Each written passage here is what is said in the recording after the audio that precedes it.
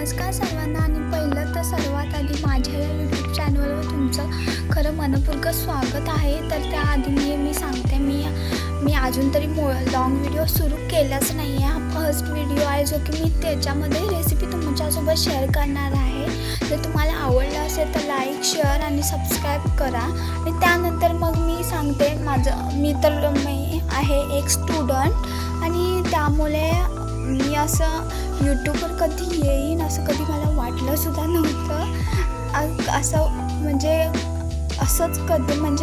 असं मनात आलं आहे की मी करावं आणि माझ्याकडनं ते होईलसुद्धा. पण मी मी रोज व्हिडिओ टाकत नाही असं नाही. हा फर्स्ट माझा लॉंग व्हिडिओ आहे जो की मी रेसिपी चॅनलचा आणि शाळेची तर मला आठवण रोज येते. कारण का शाळेत जेव्हा कॉलेज स्टार्ट झालं माझं मी 11वीला आहे आणि एक मी स्टुडंट आहे. मी आता 2025पासून माझं डेली रुटीन चालू केलं आहे. आणि पहिली माझी ID होती पण ती काहीतरी प्रॉब्लेम झाला आणि माझं पासवर्डसुद्धा मला माहिती नव्हतं. त्यामुळे मी दुसरी ID खोलली जी ही मैथिली चव्हाणची आहे आणि ती ID आता ह्याच्यात 8 सबस्क्रायबर आहेत. म्हणजे आता मला शॉर्टला जास्त व्ह्यूज येत नाहीत. म्हणजे 100च्या वरती 100च्या खाली. आता प्रत्येकाचे कॅटेगरी असतात की हे लोकांचा आवाज आवडतो, काही लोकांचा आवाज आवडत नाही किंवा त्यांच्या स्किल आवडतात. काय ते चांगले क्रिएटर असतात. म्हणजे मी इथे आहे आता ते इथे जायला थोडा वेळ लागेल असं वाटतंय मला. म्हणजे आत्ता मी थोडा मोठा प्रयत्न करते. आज तुमच्यासोबत जी आपल्या म्हणजे स्कूलमध्ये होणारी जी आम्हाला तर साधारण पहिलीपासून ते 7वीपर्यंत म्हणजे शाळेतलं जेवण होतं आणि माझं शिक्षण पुढं तर 10वीपर्यंत गावीच झालं आहे. त्यामुळे मी गावीच राहते. तर मी पुढे या खिचडीची रेसिपी शेअर करते, तर नक्की बघा.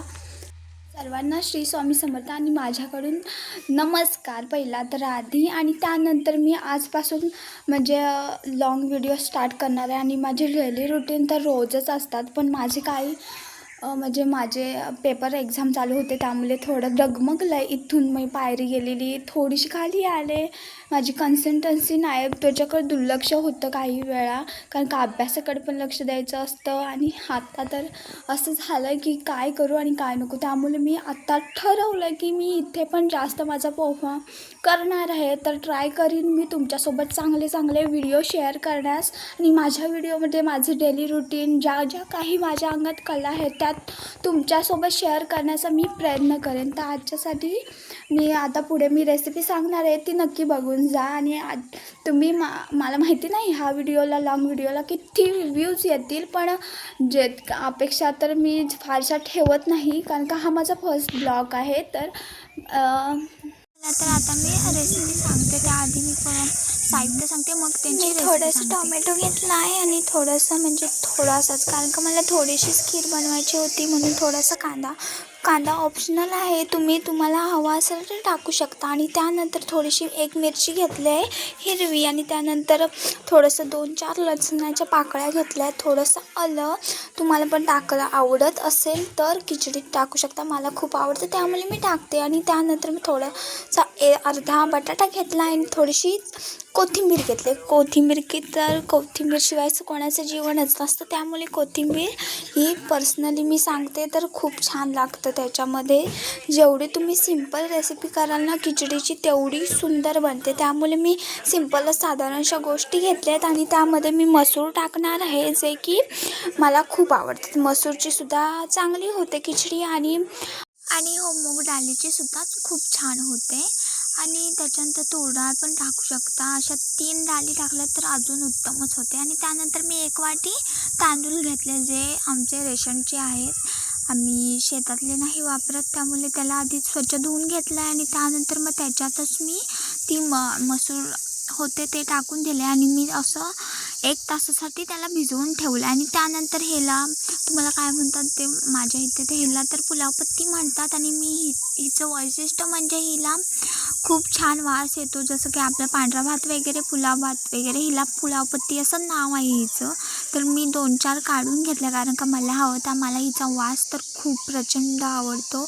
असा घरात असा घुमघुमाट सुटतो या वासामुळे. त्यामुळे हे तुमच्याकडे झाड असलं तर टाकू शकता. आणि त्यानंतर मग मला तयारी करायची होती, कारण का ती रेसिपी बनवायची होती आणि चुलीजवळ विस्ते पण नव्हता. आणि दुपारची मी ही रेसिपी शूट करत होते, त्यामुळे मला विस्ते काय विझालाच होता. त्यामुळे मी विस्ते पेटवून घेतला आणि तसंही तो पेटायला आधी वेळच लागतो मला. आणि त्यानंतर मग मी तुम्हाला रेसिपी सांगते. साहित्य तर सांगितलं आहे, रेसिपीला सांगते.